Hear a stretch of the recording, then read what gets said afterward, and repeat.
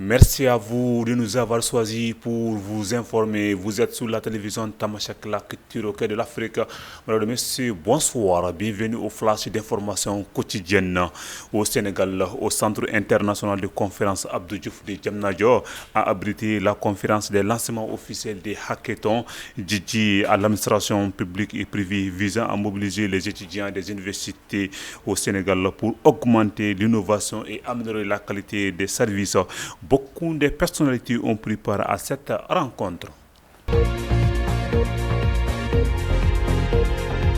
Prenons à présent direction Niger. Au moins 94 personnes sont mortes et plus de 700 000 sinistres dans l'inondation due aux fortes pluies qui s'abattaient sur le Niger. L'annonce a été donnée ce vendredi par le ministre nigérien des Actions humanitaires et de la gestion des catastrophes naturelles. De son côté, le ministre des Transports a déclaré que toutes les routes ont été coupées par les eaux.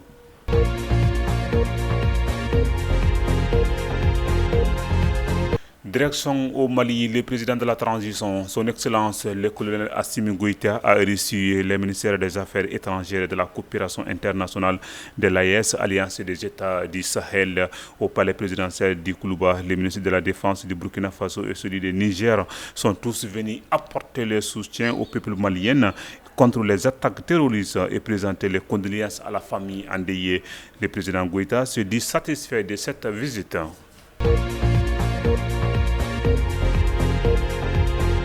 Restons toujours au Mali. Comment utiliser les réseaux sociaux en temps de guerre en collaboration entre la DRIPA et la jeunesse du Mali ont initié une série d'informations et de partages d'expériences. Cette journée a été une occasion pour le ministère de la Communication d'attirer l'attention de la jeunesse du Mali sur les enjeux de la désinformation en période de guerre. C'était en présence de plusieurs personnalités du pays.